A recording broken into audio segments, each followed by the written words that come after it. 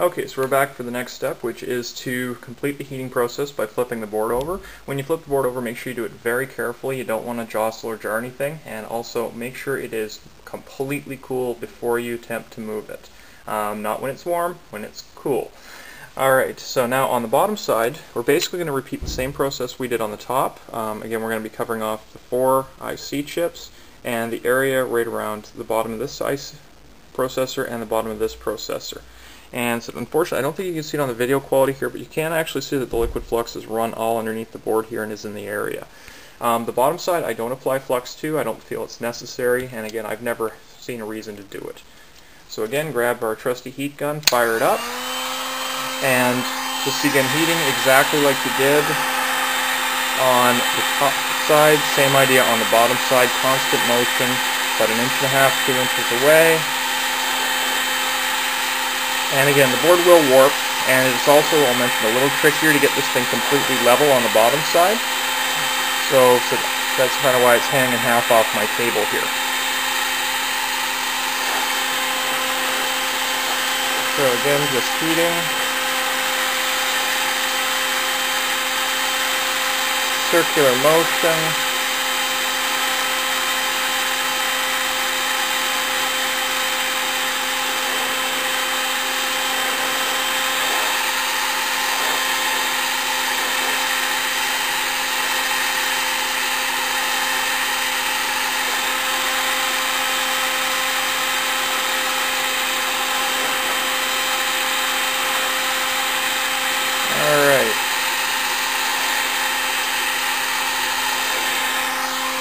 And that should do it for the bottom side. I don't go quite as long on the bottom side as I do on the top. And we are finished with that. Now again, we're going to let the board completely cool off without moving or touching it. And our final process will be back to do the quick reassembly. I actually won't be showing the reassembly because, well, it's hard to hold the camera and do it with one hand. So next time you see this machine, it's going to be more or less put back together. And we'll kind of go from there.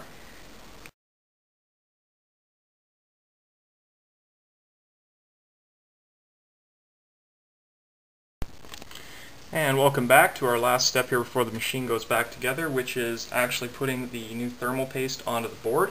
I kind of neglected to mention that in the last step that I'd be doing this. Stuff I use is Arctic 5 silver thermal paste. This stuff works really good and it's really recommended. You will pay, well, an arm and both legs for what it is. I buy the cheap stuff for 50 cents a package. I pay about $10 for each one of these. Anyways, so getting started here, also notice I have my camera mounted now. Basically what you're going to do is you're just going to take the thermal paste and run a thin bead of it along the edge of each chip. You don't need much here. Little goes a long way. And I find you can usually get about 2 PS3s per tube. So that should be almost enough. Next thing we're going to do is just take our credit card here, and we're going to use that to spread the paste over the rest of the chip.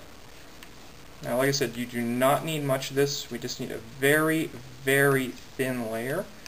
I'm sure some of you are laughing at me while I'm doing this because there's probably way simpler and easier ways to do it. But this way does work. And I just want to make sure we get the whole chip coated, make sure there's no silver spots showing through, and try not to get too many lines and ridges in this. Alright, and that is pretty much perfect. So move on to the second chip.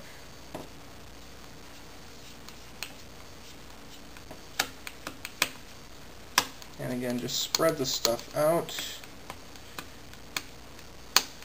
keeping it very thin. So I wish I could show you the actual thickness of how much I've got on here, but it's really not much. I'm just barely covering the chip. I also mentioned with Arctic 5 thermal paste, be careful not to get anything you like, including your clothes, because it really, like the flux, does not want to come off once it's on there. So we've got that all done. So the final step will just be the reassembly of the system, and once that's done, we'll do a power-up test and see how that went. But this pretty much does conclude the video on how to reflow your PlayStation 3 using flux.